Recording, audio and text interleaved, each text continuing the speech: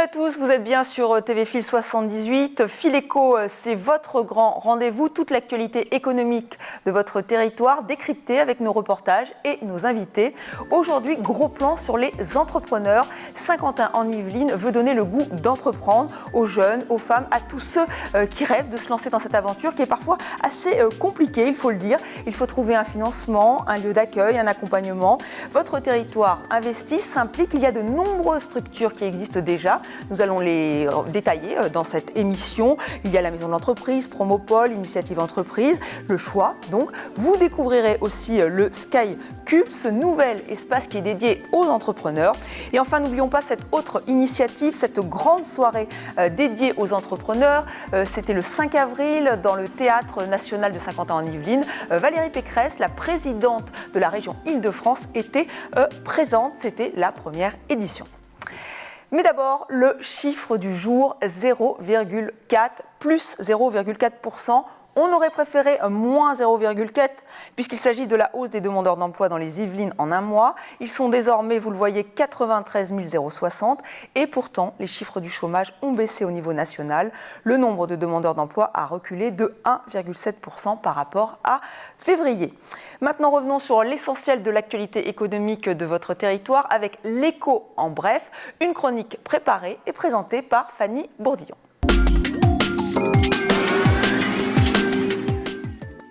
On connaît désormais Nuit debout, place de la République à Paris, mais le mouvement s'est aussi décliné à Saint-Quentin en Yvelines.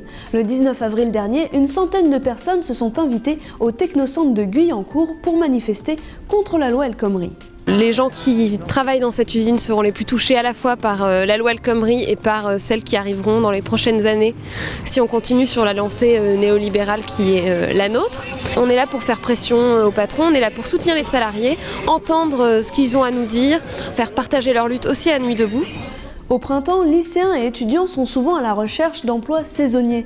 Pour les aider dans leur démarche et les mettre en lien avec leur futur employeur, le Bureau Information Jeunesse de la ville de Trappes organise chaque année un forum job d'été. On est le premier échelon.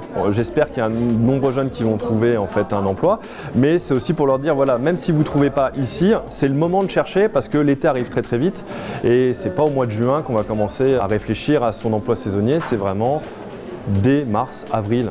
Et le mois de mai, c'est aussi le mois pour déclarer ses revenus. En 2015, ce sont 17 millions de personnes qui l'ont fait en ligne. Dans les années à venir, la dématérialisation devrait se généraliser. C'est en tout cas l'objectif affiché de la Direction départementale des finances publiques. Lors d'une conférence de presse, ils sont revenus sur les nombreux avantages de la déclaration en ligne. Sécurité, souplesse, mais surtout simplicité. Premier avantage en termes de délai. Comme je vous le disais, vous avez 3 semaines de plus pour remplir. Deuxième avantage, vous avez une aide en ligne sur chacune des cases que vous devez cocher. À chaque fois que vous avez une case, vous avez un point d'interrogation. Si vous cliquez sur le point d'interrogation, vous avez la situation fiscale qui s'applique à la vôtre. Troisième élément, dès lors que vous déclarez en ligne, vous avez accès à un nombre très important de services pour payer, pour consulter telle ou telle situation.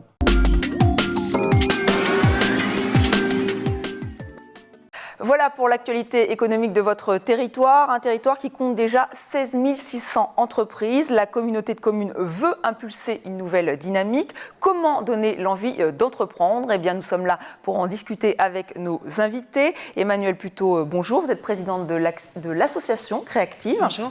À vos côtés, Othman Nasrou, vous êtes le président de Promopole. Bonjour. Et enfin, Jean-Luc Méraud, vous êtes le directeur de la Maison de l'Entreprise. Merci d'être avec nous. Alors, nous avons évoqué l'actualité économique du territoire. Il y a quelques semaines, vous le savez, se tenait la première grande soirée des entrepreneurs. C'était à Saint-Quentin en Yvelines. Un événement qui a rassemblé près de 800 entrepreneurs.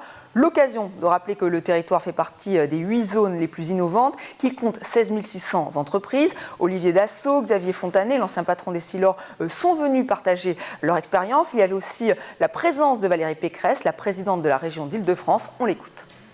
Moi, je souhaite refaire de l'Île-de-France une collectivité d'investissement parce que c'est de ça dont vous avez besoin. Des pôles attractifs dans lesquels on trouve ce carré magique, entreprise, formation, logement, transport. C'est ça que la région peut vous offrir. Alors Jean-Luc Méraud, vous êtes le directeur de la maison de l'entreprise, vous allez nous expliquer un peu le fonctionnement de cette maison de l'entreprise, mais déjà une réaction à cette première édition, cette grande soirée dédiée aux entrepreneurs. Qu'est-ce que ça apporte? Quel est l'intérêt de ce genre de manifestation?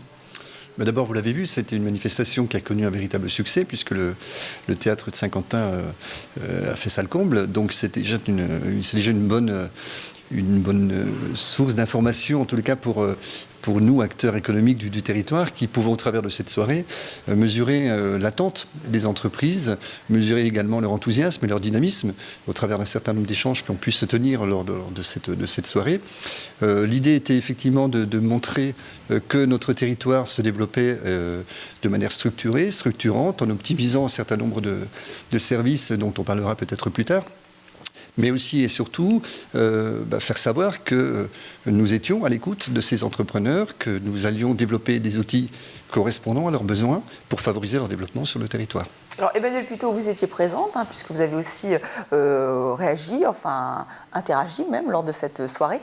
Là aussi, est-ce que vous trouvez ça intéressant en tant que présidente de cette association créative, mais aussi en tant qu'entrepreneuse? Toute manifestation qui parle de l'entrepreneuriat est bonne pour le territoire et en général, parce que beaucoup de personnes sont encore assez frileuses à l'idée de se lancer. C'est une façon aussi de leur montrer que beaucoup d'autres ont essayé, beaucoup ont réussi, que le territoire est là pour proposer des solutions aussi, pour aider sur différents sujets, que ce soit le business plan, la création à proprement parler, le fait de trouver un endroit pour créer cette entreprise, ou même le financement qui peut être aussi problématique pour certains entrepreneurs. Oui, autant de sujets que nous allons aborder tout au long de ce fil éco. Alors, Othman Nasrou, on dit souvent que les Français n'aiment pas les entrepreneurs. Est-ce que c'est votre avis? Est-ce que cet avis, est-ce que ça change ou pas? Je crois que ça a beaucoup changé ces dernières années. Crise oblige aussi. Vous avez de plus en plus de gens qui sont parfois contraints aussi de créer leur entreprise. Je crois que le regard sur l'entrepreneuriat a beaucoup changé. Et cette initiative de la Grande Soirée des entrepreneurs est bien sûr une excellente initiative. C'est une grande première. Et je crois qu'on est dans notre rôle d'agglomération là-dessus. On connaît l'engagement de Jean-Michel Forgoust, le vice-président en charge du développement économique là-dessus, qui prend ce sujet aussi de changement des mentalités sur la question de l'entrepreneuriat extrêmement à cœur. Moi, j'ajouterais juste une chose, c'est que sur l'agglomération, on a quand même aussi une fracture, il faut aussi le dire. On a une agglomération extrêmement dynamique sur le plan économique, sur le plan des entreprises, mais il y a aussi des territoires qui sont pour l'instant, qui ont du mal à être aussi des moteurs. Je pense à une ville comme Trappes, dont je suis élu, je pense également à la Verrière. On a encore du mal sur ces territoires-là à bénéficier du même développement économique. Je crois que ça va être un sujet majeur des années à venir. Mais là, cette dynamique qui est insufflée aujourd'hui par l'agglomération, je crois, est tout à fait la bonne. Alors, est-ce que les jeunes ont envie d'entreprendre? Eh bien, nous sommes allés leur poser la question. Écoutez. Je sais que quand on est chef d'entreprise, forcément, on travaille tout le temps. Mais du coup, il vaut mieux travailler tout le temps pour un truc qu'on aime que pour une boîte quelconque, entre guillemets. Enfin, moi, je serais plus attiré par la fonction publique que créer une entreprise. C'est beaucoup de charges avec beaucoup de pression fiscale en France, donc je sais pas si... Après, c'est un choix de vie. Mais ouais, j'exclus pas un jour, mais c'est difficile de se lancer tout seul.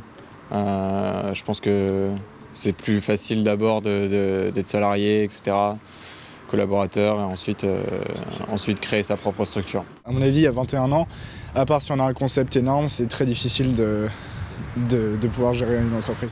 Voilà, les avis sont partagés. Je rappelle que depuis 2014, le ministère de l'Enseignement supérieur a créé le statut d'étudiant entrepreneur pour permettre aux étudiants de se lancer dans cette aventure. Alors Jean-Luc Méraud, si ces jeunes gens ont envie de se lancer, même si on le rappelle, on a senti qu'il y avait des inquiétudes par rapport aux charges, par rapport à la pression fiscale, qu'est-ce que vous pouvez leur apporter, vous qui dirigez la maison d'entreprise?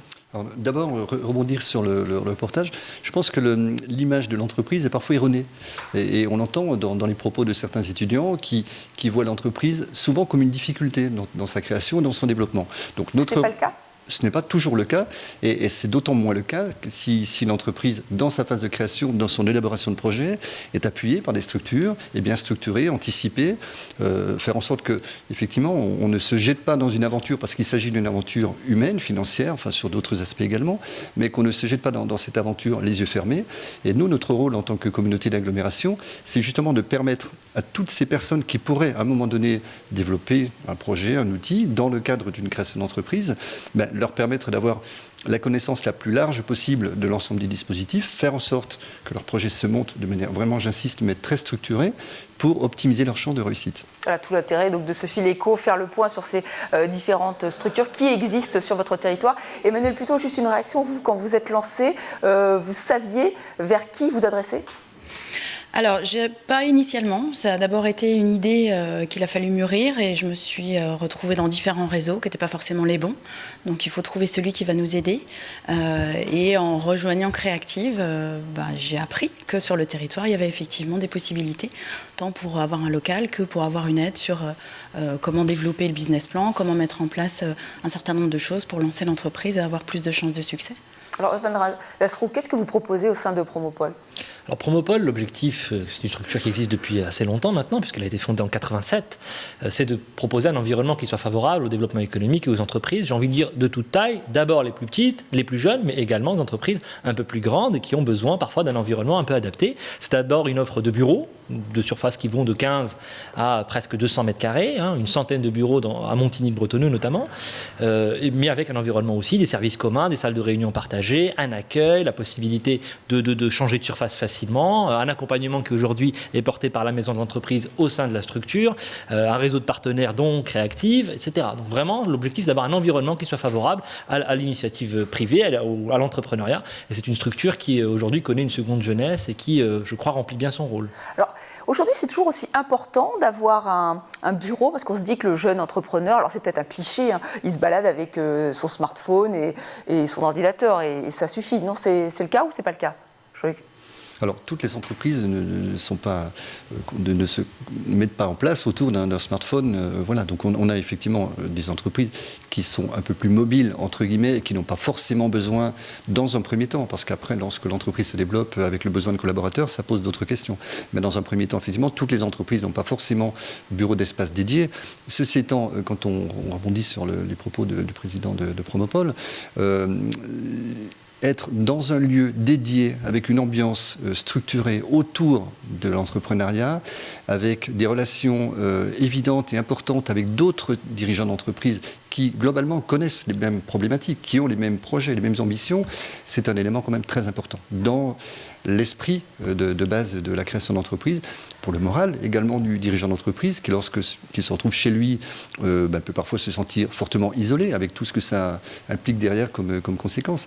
Mais le fait vraiment d'être entouré, alors on parlait de réseau d'entreprise, mais se sentir entouré, choyé quelque part, ce qui est le cas de la pépinière d'entreprise de 50 ans d'Yvelines, c'est quand même un élément extrêmement important. Et vous proposez un accompagnement, et en plus j'imagine personnalisé selon les jeunes entrepreneurs, plus ou moins jeunes, on l'a bien compris. Vous parliez donc il y a Promopole, il y a la maison de l'entreprise, mais il y a un nouvel espace qui va donc se créer, qui va bientôt voir le jour. C'est un incubateur, le SkyCube. Il va prendre ses quartiers à Saint-Quentin-en-Yvelines. Alors on va le découvrir ensemble et nous allons donc réagir à cette nouvelle structure sur votre territoire. D'ici fin novembre 2016, Saint-Quentin-en-Yvelines aura son incubateur. Appelé SkyCube, ce futur pôle de l'entrepreneuriat réunira différents services pour aider les startups de demain. Si on veut que nos entrepreneurs y réussissent durablement, parce qu'il y a souvent une entreprise sur deux qui tombe quasiment dans les 5 premières années, il faut plus bétonner ces différentes phases de croissance d'une entreprise. Par exemple, on leur apprend à comment bénéficier d'un crédit impôt recherche, comment déposer un brevet, comment trouver un partenaire financier durable. Situé à 200 mètres de la gare de Saint-Quentin-en-Yvelines, l'incubateur accueillera une vingtaine de startups sur une surface de 1000 m² et 3 niveaux. Dès qu'il y en a une qui commence à grossir, hop, on la passe au deuxième étage, donc à Promopole, où il y a la pépinière, où là il y a d'autres services plus adaptés à leur niveau de maturité. Donc vous voyez, c'est quand même une étape d'accélération pour les plus jeunes, pour les plus jeunes en termes d'expérience, bien sûr. SkyCube, c'est aussi des espaces de travail, des salles de visioconférence et des bases documentaires. Une structure nécessaire pour les jeunes pousses du territoire, le tout pour un budget de 3 millions d'euros. C'est Fanny Bourdillon qui nous a donc présenté ce SkyCube. Alors Jean-Luc Mariot, vous connaissez très bien cet endroit qu'on vient de découvrir. Qu'est-ce qu'il va apporter de plus? Quelle est sa valeur ajoutée? Alors d'abord, il faut peut-être remettre dans le contexte. L'idée première, c'était d'optimiser les structures existantes sur le territoire en leur donnant également un espace dédié pour avoir une véritable vitrine de l'entrepreneuriat sur 50 ans d'Yvelines. Donc ce projet est né, si vous voulez, un peu de cette réflexion.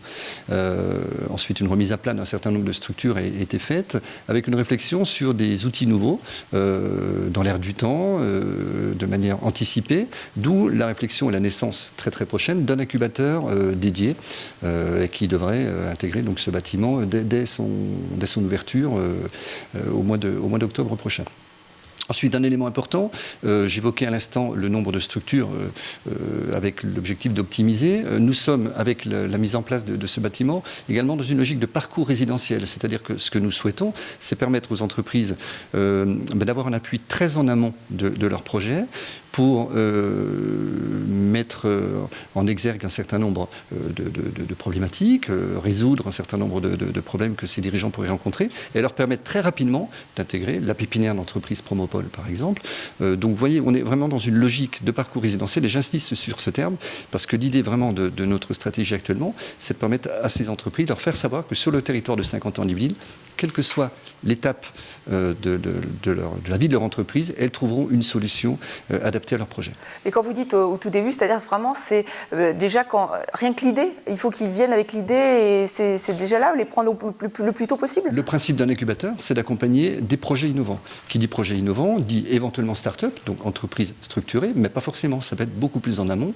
Nous parlions à l'instant de l'entrepreneuriat étudiant, nous pourrons accueillir, dans le cadre de ce bâtiment, de jeunes potentiels entrepreneurs qui pourraient avoir un projet innovant pour les accompagner et faire en sorte que de ce projet naisse une start-up et ensuite une entreprise beaucoup plus structurée qui pourra intégrer les locaux de Promopole. Alors Othman Nasrou, quel sera votre rôle dans ce nouveau lieu, ce SkyCube ? Je crois que le mot essentiel, c'est ce qu'a dit M. Méraud à l'instant, c'est le terme d'innovation. C'est vraiment un espace, je crois, d'incubateur qui n'existe pas aujourd'hui sur le territoire, faut quand même le dire, pour vraiment pousser, accompagner dès le plus jeune âge les projets les plus innovants, les plus porteurs en termes effectivement d'innovation et donc à terme de développement économique. Il y aura aussi un taux d'échec qui est inhérent dans un incubateur, il faut l'assumer, c'est-à-dire qu'il y a beaucoup de projets qui n'iront pas au bout et je crois qu'il faut assumer cette ligne-là.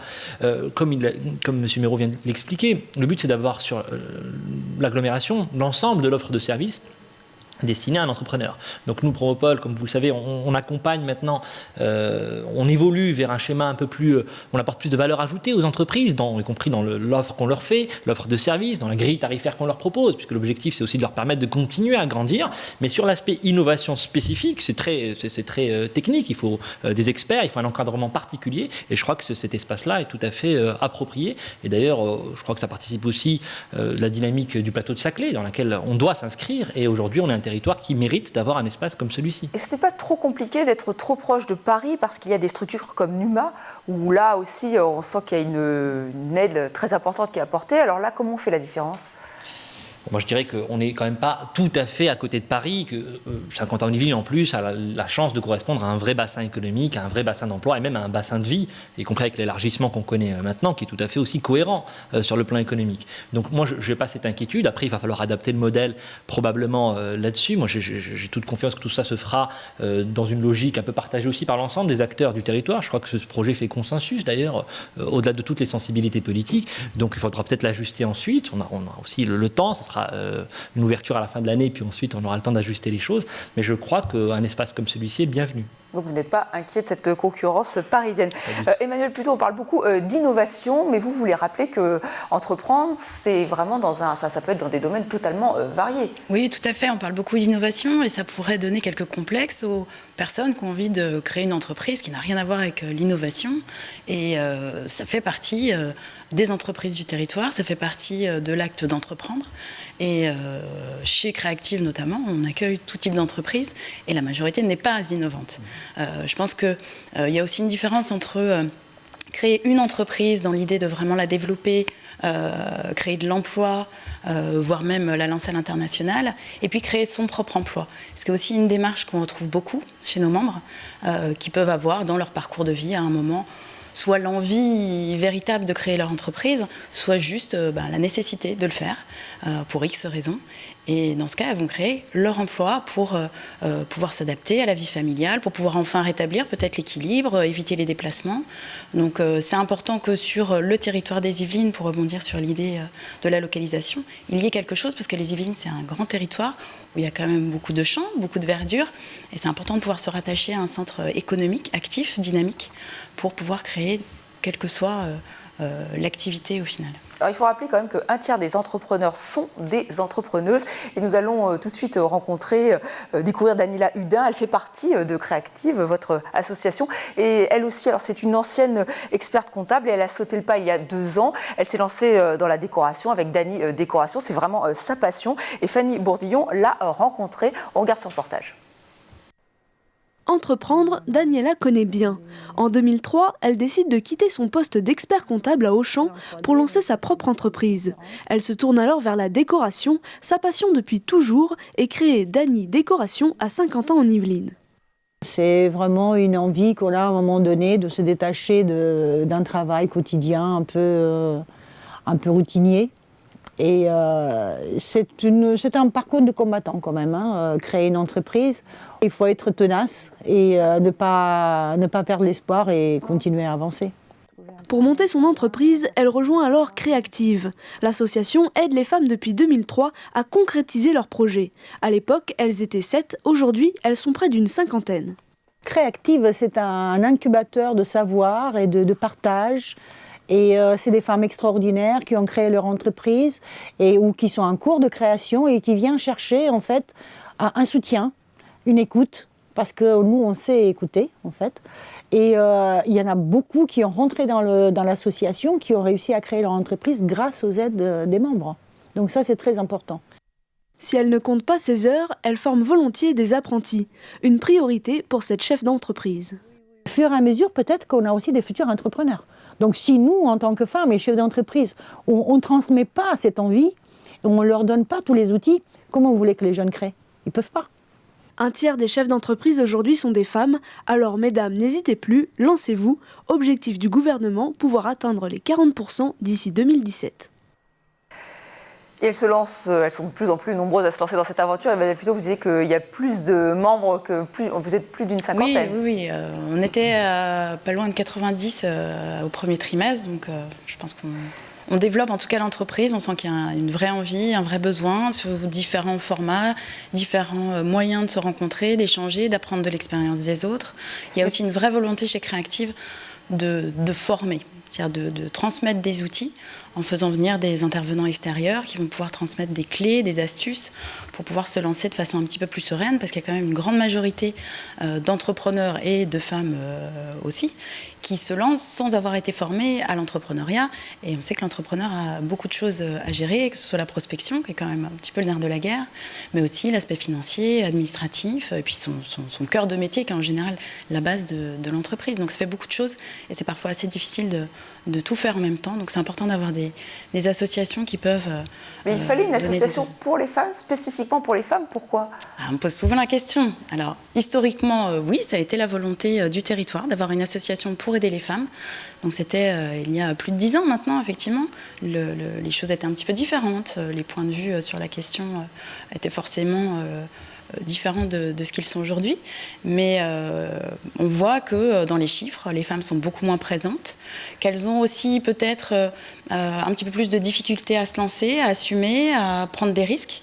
Et du coup, les associations peuvent être là aussi pour leur montrer que c'est possible, qu'elles vont y arriver, qu'elles n'ont pas à avoir de problème d'ego, que c'est peut-être difficile de gérer la complexité vie familiale et vie professionnelle. Parce que quand on se lance, il faut y aller pour développer. Voilà. Oui. Comme le disait Daniela, ça peut être assez compliqué.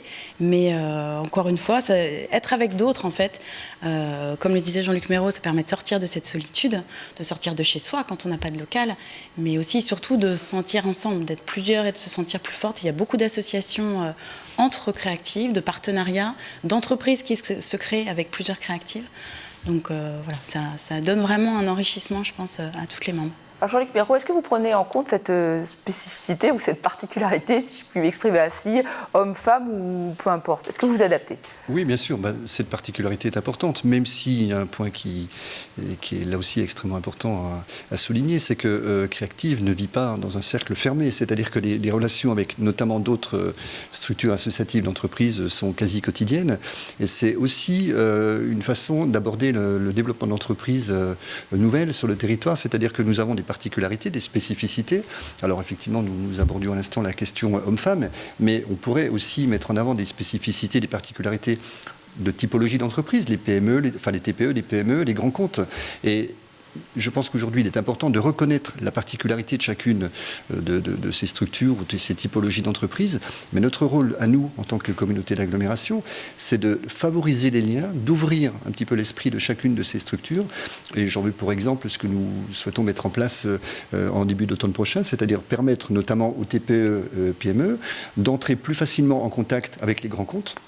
Parce qu'aujourd'hui, pour un certain nombre d'entreprises, notamment des TPE et PME, il est très compliqué d'entrer en contact, de pouvoir commercialiser un certain nombre de prestations et de produits avec les grands comptes. Donc nous, notre job aujourd'hui, c'est justement de décloisonner, tout en reconnaissant la particularité et la spécificité de chacun, mais de décloisonner et de faire en sorte que le dynamisme du territoire se développe avec toutes les composantes qui le structurent aujourd'hui. Vous essayez de faciliter ces relations entre grands comptes et TPE.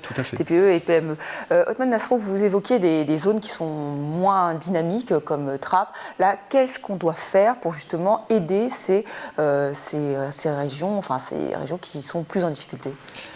Je le disais d'autant plus qu'on a, dans une ville comme Trappes et ailleurs, une vraie culture d'entrepreneuriat. C'est-à-dire qu'il y a une volonté d'entreprendre. Il y a d'ailleurs un certain nombre d'entrepreneurs aussi sur une ville comme Trappes. Et simplement, aujourd'hui, on a, effectivement, c'est ce que décrivait aussi M. Mion, une sorte de cloisonnement entre les différents outils du développement économique. C'est normal.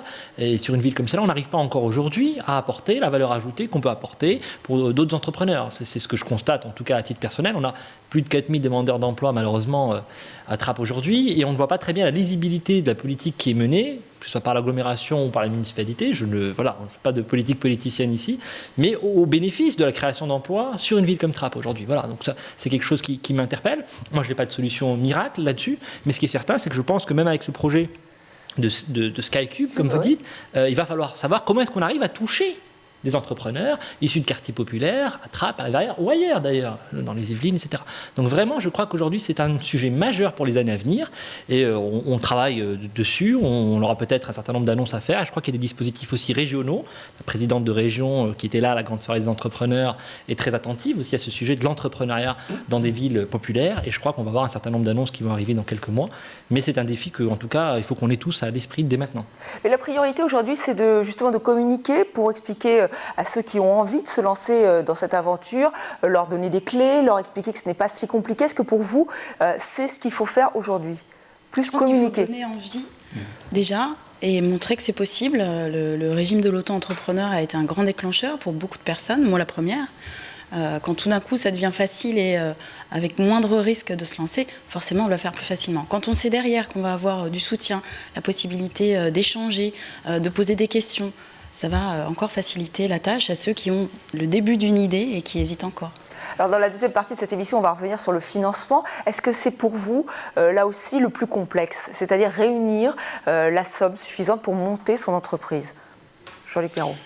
Enfin, le président Fouché, président de l'Initiative 50 ans, en parlera mieux que moi, mais l'une des clés effectivement de la réussite, c'est la capitalisation de l'entreprise aujourd'hui. Donc il est important effectivement de permettre à ces dirigeants qui se lancent et qui développent leur entreprise de s'asseoir sur les meilleures conditions financières possibles.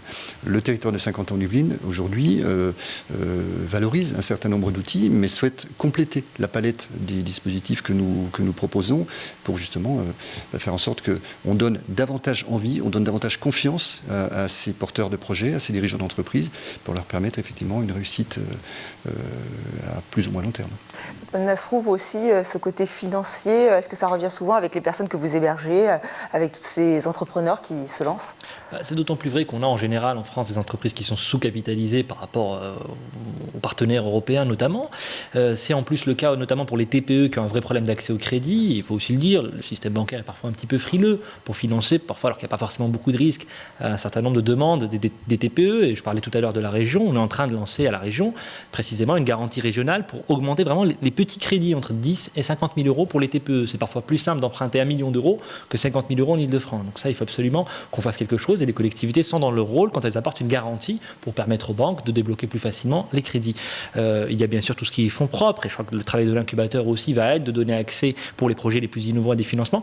Mais ce n'est pas le seul. Bien sûr, tout cela ne remplacera pas un cadre national qui reste quand même extrêmement lourd, extrêmement contraint. On a parlé du statut de l'auto-entrepreneur qui est un énorme succès parce qu'il permet en gros à n'importe qui de lancer une activité complémentaire, au moins pour commencer, en 15 minutes. Donc c'est vrai que c'est dans cet état d'esprit qu'il faut aller dans un contexte aussi qui est difficile et de compétition internationale, qui est, voilà, qu'on le veuille ou non, c'est malheureusement comme ça que ça fonctionne.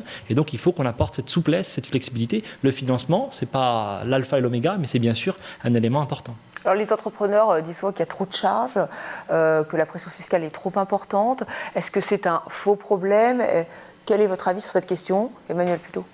On peut voir que le fait de devenir freelance se développe de plus en plus. Est-ce que c'est la solution? C'est possible, parce qu'on évite effectivement les problèmes à la fois pour les employeurs, et puis derrière on crée son emploi, on se lance, on assume, on travaille plus ou moins. Et aux États-Unis, il y a un tiers des travailleurs qui sont des travailleurs indépendants, donc c'est quand même beaucoup. Voilà, mais il y a aussi beaucoup de questions qui sont posées avec l'ubérisation de la société. On en a parlé dans un précédent numéro de Fileco. Merci à vous trois d'être venus sur ce plateau et de nous avoir donné votre expertise, votre analyse de cette situation, et aussi de nous avoir donné le goût d'entreprendre, parce qu'on sent bien que vous avez eu envie à un moment d'entreprendre et que vous continuez, et en plus vous donnez des clés à ceux qui ont envie de le faire. On parlait du financement. Yves Fouché va nous rejoindre dans quelques instants pour la seconde partie de cette émission qui sera vraiment dédiée au financement. À vous qui rêvez de monter votre entreprise, comment pouvez-vous financer votre projet? Nous allons le voir dans un instant. Mais tout de suite, notre revue de web de l'actualité économique de la région, un tour d'horizon préparé par Sani Bourdillon.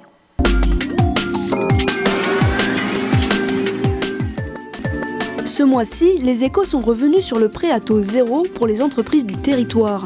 Pour aider les entrepreneurs à obtenir un financement plus important des banques, la maison de l'entreprise de Saint-Quentin en Yvelines met en place un prêt d'honneur de 5 000 à 50 000 euros, remboursable en 5 ans, sans intérêt ni garantie. Dans Le Parisien, un dossier est consacré aux impôts locaux. On y découvre qu'ils sont à la hausse dans près d'un tiers des communes. Sur les 30 communes les plus importantes des Yvelines, seulement 6 ont voté une hausse de la taxe d'habitation. Achères et surtout Saint-Cyr-l'École se distinguent en ayant décidé d'une hausse à 2 chiffres, plus 38% pour la ville de Saint-Cyr-l'École, qui dit subir la baisse des dotations de l'État. Le département, lui aussi, frappe fort cette année en matière de fiscalité. La taxe foncière va augmenter de 66% dans les Yvelines, soit une augmentation moyenne de 125 € par foyer assujetti. Pour finir, 4 sites sont pressentis dans les Yvelines pour les JO 2024. Le golfe de Guyancourt, le vélodrome national de Saint-Quentin en Yvelines, la colline d'Elancourt et les jardins du château de Versailles. Si la candidature française est retenue, c'est une victoire pour l'agglomération de Saint-Quentin en Yvelines qui rafle 3 sites sur les 4 sélectionnés. Michel Logier, son président, s'en réjouit d'avance. Les JO de 2024 représenteraient une opportunité extraordinaire pour l'agglomération sur le plan touristique, mais surtout pour son image. Nous avons constaté que la perspective suscite un véritable engouement de la part des entreprises implantées dans l'agglomération.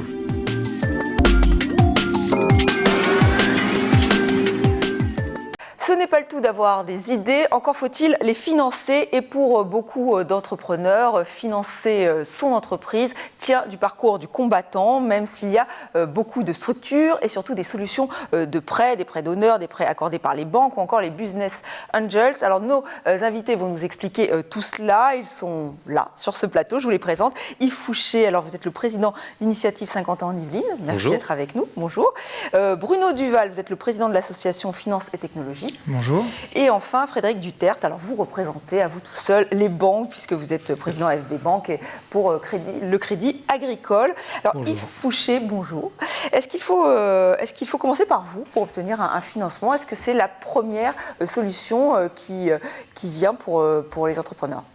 Non, il ne faut pas forcément commencer par le réseau initiative.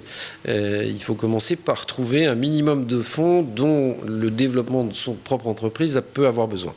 Il se trouve que parmi les structures qui facilitent le financement, il y a notamment le réseau initiative qui accorde des prêts d'honneur pour les créateurs, mais pas que, aussi pour les repreneurs et les développeurs.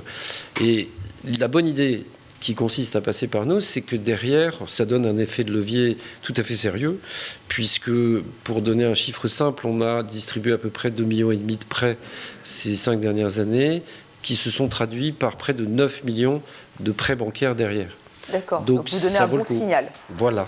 Et c'est-à-dire, vous pouvez prêter jusqu'à combien, en fait, pour un entrepreneur ?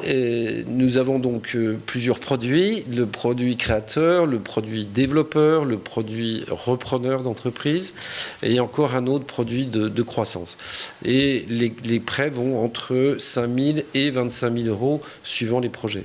Mais on est sur le sujet, il s'agit de prêts d'honneur. Donc on ne prête pas à l'entreprise, mais au créateur ou au développeur qui s'engage lui-même à rembourser. C'est-à-dire que s'il y a 2 personnes dans l'entreprise, vous pouvez prêter aux 2 personnes ? On peut absolument, et d'ailleurs on a plus d'emprunts que d'entreprises.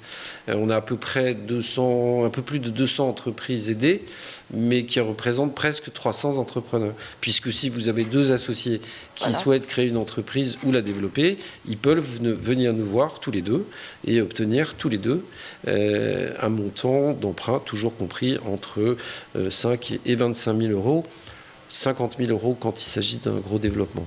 Alors Frédéric Dutertre, vous êtes d'accord ? C'est-à-dire que si un entrepreneur vient en disant j'ai déjà Initiative 50 ans en Yvelines qui me suit, pour vous c'est un bon signal ?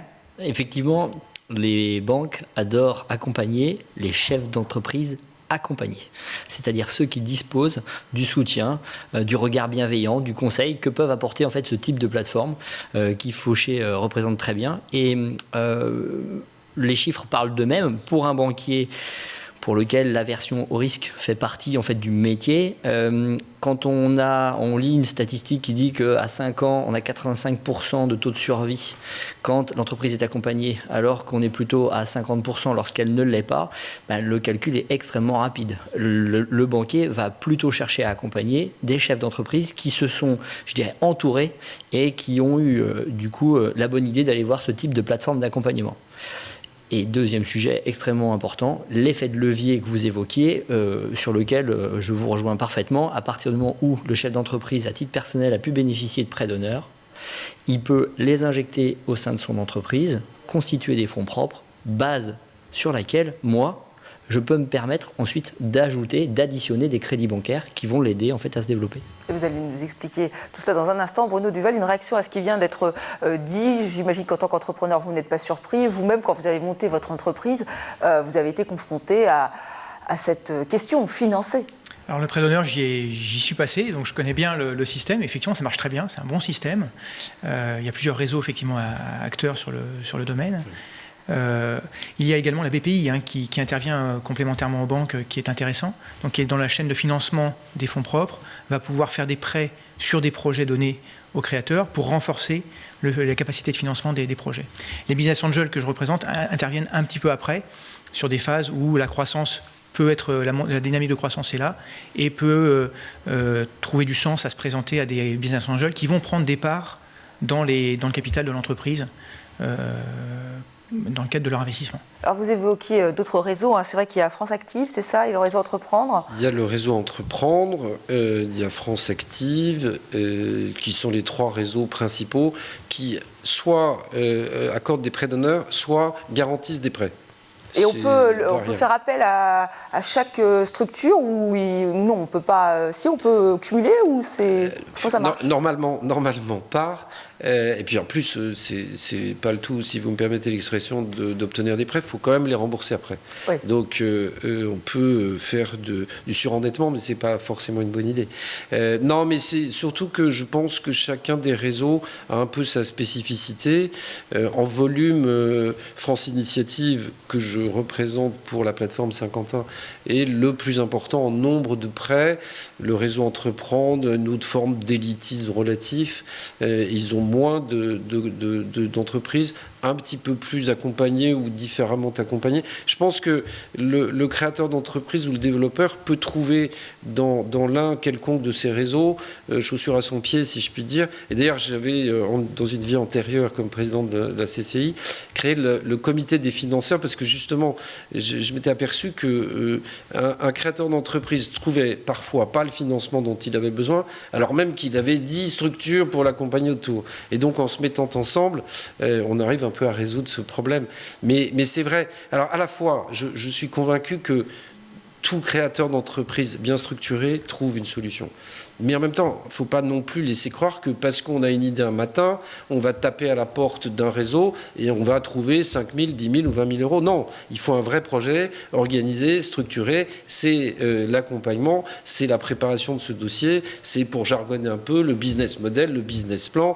Enfin, tout un travail en amont qui doit être fait avant de trouver les sous. Les sous, on les trouve si justement tout ce travail a été complètement fait. Mais justement, on en refuse peu au fond, parce que quand ils viennent nous voir, les créateurs sont obligés d'aller au fond de leur sujet. Et parfois, certains, par les techniciens de la plateforme, sont renvoyés à leurs études, si je puis dire, en leur disant non, votre idée est intéressante, mais c'est pas mûr, c'est pas assez construit, justement, développer ceci. C'est l'intérêt des structures dont on parlait, donc Promopole, bientôt Skycube. C'est vrai Absolument. Que là, ça permet de donner des conseils.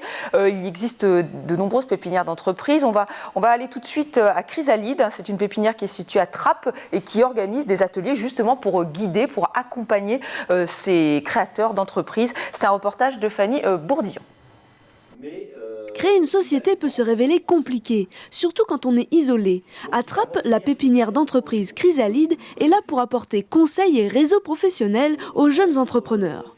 Notre rôle, c'est de leur être directement utile en leur proposant donc des locaux, des services d'accueil et des animations. Comment vendre son projet de financement, c'est le thème de cet atelier. 7 jeunes entrepreneurs sont venus comprendre comment nouer un bon contact avec les banques. Là, on a entendu le point de vue de la CCI et d'une banque qui explique comment eux raisonnent de façon tout à fait neutre. Donc on était un peu dans leur tête. Ici à Trappes, en tout cas, ou dans les Yvelines, on est bien accompagné. Il y a la maison de l'entreprise, il y a la CCI, il y a la pépinière également qui nous accompagne pour nous aider à mieux mettre en place notre dossier de financement. S'ils nous disent non, c'est pas forcément pour être déplaisant, mais c'est aussi parce que s'ils disent non, on a peut-être intérêt à reconsidérer l'investissement. Partenaire de Chrysalide, la Chambre de commerce des Yvelines est aussi présente pour des accompagnements individuels. L'objectif, les aider à vendre leurs projets. Les clés à respecter, c'est effectivement présenter un bon dossier, donc bien parler du projet, bien parler au-delà des chiffres, au-delà de l'analyse financière, démontrer que le projet va être viable dans le temps. Près de 100 entreprises ont été accompagnées depuis l'ouverture du site en 2007. Et le résultat est concluant, 80% d'entre elles y dépassent les 5 ans d'activité, contre 50% pour la moyenne nationale. Voilà, on comprend vraiment la nécessité de cet accompagnement. Alors Frédéric Duterte, vous représentez le Crédit Agricole, une banque qui a choisi d'aider les jeunes entrepreneurs. Pourquoi ? Écoutez, on pense qu'on peut difficilement être un acteur économique proche des entrepreneurs si cette phase assez cruciale qu'est le démarrage de l'entreprise, eh bien, on ne sait pas l'accompagner. Voilà. Donc, c'est un postulat qui nous donne aussi une certaine forme de consistance, une capacité à avoir un regard parfois innovant dans les solutions que les porteurs de projets peuvent vouloir mettre en œuvre. Voilà. On estime qu'ensuite, c'est très bénéfique pour la posture qui est la nôtre dans l'accompagnement des autres entreprises. Typiquement, notre esprit, c'est de quelle façon, lorsque je rencontre un entrepreneur, qu'il soit jeune créateur ou dans une phase de développement beaucoup plus avancée, de quelle façon je l'aide à développer son business. Alors justement, qu'est-ce que vous leur proposez ? Alors, pour les créateurs d'entreprises, effectivement, le réflexe de se rapprocher vers un partenaire, si cette dimension-là n'a pas forcément été exploitée ou explorée par le porteur de projet, c'est une première chose sur laquelle on est assez vigilant. En fait, on essaye d'être chaque collaborateur essaye d'être un réseau à lui tout seul, c'est-à-dire qu'il met en contact le porteur de projet avec d'autres acteurs, typiquement les plateformes initiatives, mais aussi des organes qui peuvent amener des capitaux ou améliorer la structure des fonds propres comme les business angels. On met en place des partenariats entre le Crédit Agricole et les structures d'accompagnement comme les BA. Et l'idée, c'est déjà de mettre en relation le porteur de projet avec des structures qui vont pouvoir lui apporter du conseil et lui permettre de ne pas faire les premières erreurs. Oui, mais c'est-à-dire vous leur proposez combien? Parce que là, on comprend bien que vous voulez que ça soit quand même assez bordé, si j'ose dire, avec des partenaires. Vous n'avez pas envie de vous lancer dans l'aventure, mais quand même, vous proposez des crédits importants. Alors, je rajoute un modulo. 50% des crédits qu'on peut accorder aux créateurs ne font pas l'objet d'un accompagnement par une plateforme. Donc on sait faire aussi lorsque le projet est structuré, lorsque les fonds propres sont suffisants, il n'y a pas de souci. Lorsque, pour vous donner des chiffres, on a un accompagnement, les prêts d'honneur qui viennent alimenter les structures de l'ordre de 5 à 30 000 euros de prêts d'honneur permettent en fait à la banque, comme on l'a dit tout à l'heure, de faire un effet de levier de l'ordre de 3 ou 4. C'est-à-dire qu'on peut aller jusqu'à prêter 50, 60, 80 000 euros. Les organismes typiquement comme Initiative sont aussi en capacité de contre-garantir en fait nos crédits, ce qui fait un effet de levier complémentaire. Donc j'ai 30 000 euros de fonds propres, j'ai 70% de 70 000 euros qui sont contre-garantis. Et bien du coup, finalement, je fais 1 pour 1 en mettant 70 000 euros par rapport au niveau de fonds propres qu'il apporte. Donc le porteur de projet se retrouve avec 100 000 euros sous le coude pour démarrer. Voilà, c'est très concret. Voilà, et ça c'est une somme suffisante, c'est la somme, ça dépend des projets j'imagine, mais Bruno Duval, à quel stade vous intervenez avec votre association? Alors déjà sur les fonds propres, c'est effectivement un point très important parce que c'est, même pour la BPI, ils interviennent, eux ils financent à hauteur des fonds propres. En général, ils ont des fois 2 fois les fonds propres, ils ont des produits qui sont différents. Donc les fonds propres, la base fonds propres est importante pour un jeune créateur parce que c'est là-dessus qu'il va être crédible vis-à-vis des financeurs. Donc de pouvoir renforcer ses fonds propres dès le début, c'est souvent l'erreur de beaucoup de jeunes qui se lancent, c'est qu'ils partent avec peu de moyens. Et c'est ce qui est d'ailleurs, il y a 15 ans, poussé à la création de Finances et Technologies, c'est de les aider justement à renforcer leurs fonds propres par du capital pour le coup. Là. Donc là, c'est très complémentaire parce qu'on est sur des fonds propres sur la mise de départ. Et le business angel va intervenir après, donc dans l'élan, qui se continue. Alors il y a des business angels qui aiment bien intervenir très tôt, d'autres qui aiment bien intervenir plus tard dans le projet. Donc on va intervenir sur soit quand le modèle technique est prouvé, c'est-à-dire quand la technologie s'est démontrée, ou alors quand le modèle commercial a été démontré également, c'est-à-dire que les premières ventes sont réalisées. Donc on a des projets qui sont plus ou moins avancés en fonction de ces stades-là. Et les valorisations qui vont être mises en face vont être différentes en fonction du stade d'avancement du projet. Et quel est l'intérêt? Enfin, vous organisez Tekinov et aussi Paris-Saclay Invest. C'est justement pour mettre en relation ces entrepreneurs avec des investisseurs. C'est ce qui marche aujourd'hui? Oui, tout à fait. Alors, on a organisé également ici sur Saint-Quentin le mois de l'entrepreneuriat. Ce qui est intéressant, c'est de pouvoir élargir. Parce que le Business Angel, aujourd'hui, il y a 80 réseaux de Business Angel en France. Il y en a 79 exactement. Il y a environ, je crois que la somme 2015, c'est 41 millions investis. Donc ça reste des montants qui restent relativement faibles par rapport à des besoins. Si vous ramenez ça au nombre au réseau, ça reste assez faible. Donc l'idée, c'est de multiplier les possibilités pour les créateurs de rencontrer des investisseurs, d'autres réseaux de Business Angel. Donc de ne pas faire ça simplement avec un réseau, avec plusieurs réseaux, et de pouvoir rencontrer même d'autres acteurs, c'est-à-dire des investisseurs institutionnels, des petits fonds comme les FCPI ou les FIP qui peuvent intervenir en région. Donc tous ces fonds-là vont se mettre autour du projet et rencontrer au travers de nos événements les créateurs. L'intérêt, c'est que le créateur, par ce biais-là, peut rassembler des sommes de façon plus rapide pour atteindre la somme critique d'à peu près 1 million d'euros, qui est souvent la somme qu'ils vont rechercher à plus ou moins long terme. Il faut de réaction, est-ce que c'est complémentaire? Évidemment que c'est complémentaire, mais vous, comment vous analysez ces différentes formes de prêts? Et justement, ce peut être le business angel. C'est complètement complémentaire. Et ce qui est important dans ce qui a été dit là, c'est qu'il faut comprendre pour le créateur que le prêt d'honneur, c'est considéré comme des fonds propres. D'ailleurs, c'est lui qui en est responsable. Et c'est pour ça que le banquier suit. Ce n'est pas un prêt qui s'ajoute à un prêt. C'est l'apport que le créateur peut faire quand malheureusement, à titre personnel, il n'a pas assez. Après, les prêts d'honneur, on l'a dit, c'est gratuit, il faut quand même le répéter. Et à Saint-Quentin, non seulement c'est gratuit, mais même la plateforme de Saint-Quentin prend en charge la garantie.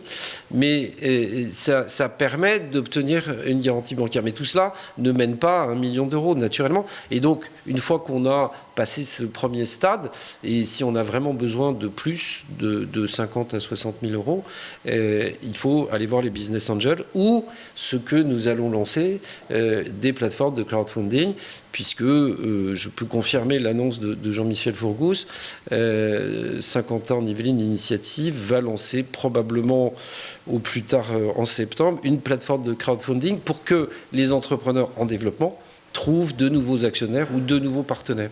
Mais là, il y a aussi un effort de culture à mener en France, parce qu'un entrepreneur a beaucoup de peine à accepter que des tiers extérieurs viennent dans son capital. Mais il n'y a pas d'alternative si on veut se développer. Henry Ford, il n'a pas fait tout seul.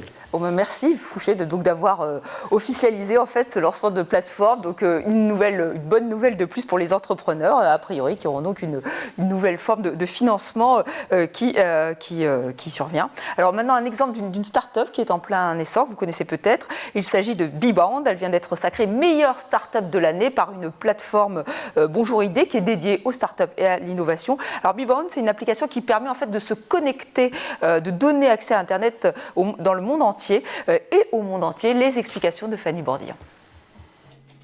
Connecter les 4 milliards de personnes qui en sont encore exclues à Internet, c'est le challenge que s'est lancé Albert Schulman.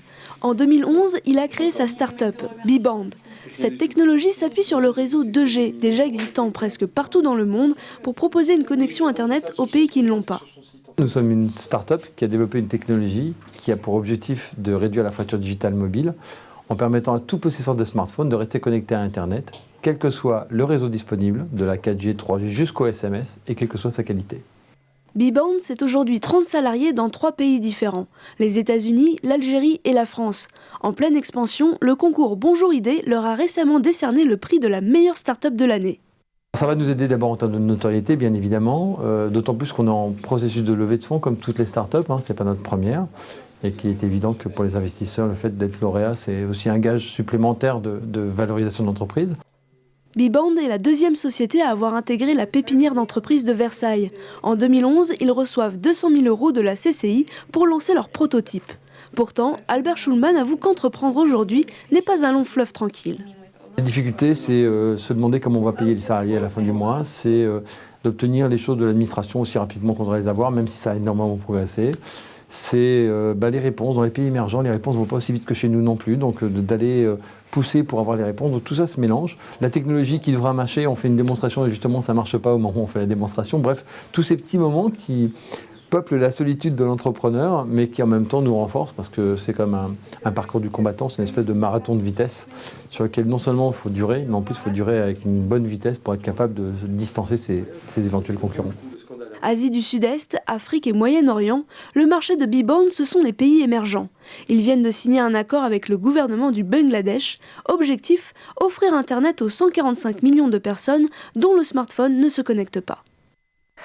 Donc Bbound, une start-up au parcours exemplaire, on a bien compris les difficultés de ce chef d'entreprise. Justement, le financement de la croissance, c'est un peu le problème, c'est-à-dire qu'on aide à créer les entreprises, mais après, messieurs, Frédéric Duterte. Comme l'a très bien dit Bruno Duval, on a des dispositifs qui peuvent permettre d'accompagner les entrepreneurs. Et typiquement, BPI fait des choses assez intéressantes et on le fait ensemble. C'est-à-dire que BPI peut faire de l'avance remboursable, peut faire des crédits d'aide au développement et de leur côté, les banques peuvent prêter aussi à ce type d'entreprise avec des contre-garanties de BPI, ce qui donne plus envie de faire. Parce qu'on est quand même dans une phase de développement ou parfois d'amorçage, quand on est un peu plus en amont, qui est très complexe en fait à traiter par la banque, qui est un établissement réglementé. On ne peut pas faire n'importe quoi. Voilà. Alors Bruno Duval, c'est presque le plus compliqué en fait. Le financement de la croissance. Oui, c'est un peu la complication la complexité pour les créateurs, c'est de trouver les premiers financements. C'est la première levée qui est compliquée. La première est très complexe parce que c'est là où ils se lancent, où ils prennent le réflexe de diluer, donc de perdre de pouvoir dans le capital. Effectivement, ce que disait tout à l'heure mon collègue était intéressant là-dessus, parce que le réflexe n'est pas naturel de perdre le contrôle de son entreprise, et ils peuvent être dilués au-delà de 50%. Donc c'est-à-dire que la dilution peut être assez forte. Et donc la problématique derrière ça, c'est de les accompagner ensuite sur les phases d'après de seconde levée de fonds, ce qu'on appelle les deuxièmes tours. Et les levées sont souvent, enfin les moyens en France sont souvent un petit peu réduits là-dessus aujourd'hui. Et donc ils vont devoir élargir le spectre pour des fois aller à l'étranger pour trouver les financements nécessaires.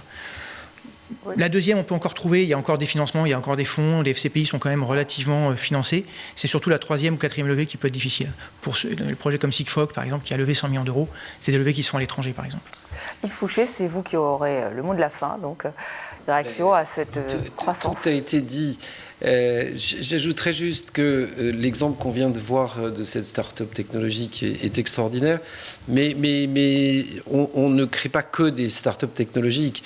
C'est important qu'on en ait, parce que sinon elles sont toutes américaines et c'est pénible, mais c'est aussi important d'avoir des entreprises ordinaires, si je puis dire, qui n'envisagent pas d'être les rois du monde.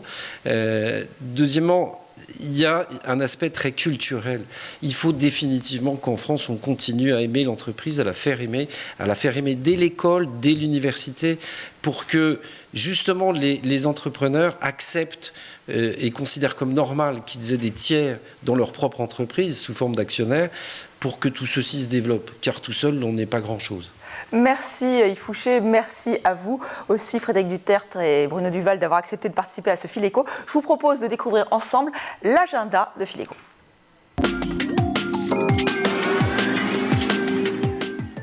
Et je vous préviens, il est chargé. Il y a beaucoup de rendez-vous qui sont donc dédiés aux entrepreneurs et futurs entrepreneurs. Mais d'abord, si vous voulez comprendre comment la ville connectée peut jouer sur la transition énergétique, eh bien, le Club Climat Énergie organise un atelier thématique. C'est le 10 mai de 14h à 17h30 dans les locaux d'Egis au 15 bis avenue du Centre à Guyancourt. Savoir se vendre en quelques minutes, un art qui s'apprend. Un atelier pitché avec efficacité est organisé à la Maison de l'Entreprise le jeudi 12 mai de 9h30 à midi. Enfin, l'idée nous vient des États-Unis, mais depuis le concept s'exporte à travers le monde. TEDx Saclay lance un appel à idées pour l'édition 2016. Alors le thème retenu, c'est dépasser les limites. Vous avez jusqu'au 16 mai pour l'envoi des candidatures. L'événement a lieu en novembre. Et enfin, qui remportera le trophée des entreprises? Réponse le 19 mai à l'île des Loisirs de Saint-Quentin en Yvelines. 180 équipes de 3 s'affronteront dans cette épreuve multisport, un événement organisé par Saint-Quentin en Yvelines. Et si vous ne concourez pas, eh bien venez les encourager. Voilà, c'est tout pour cet agenda. C'est la fin de ce Fil Éco. Merci à vous de l'avoir suivi. Merci à nos invités d'avoir participé à ce nouveau numéro. Je vous donne rendez-vous le mois prochain pour un nouveau Fil Éco. D'ici là, restez sur TV Fil 78.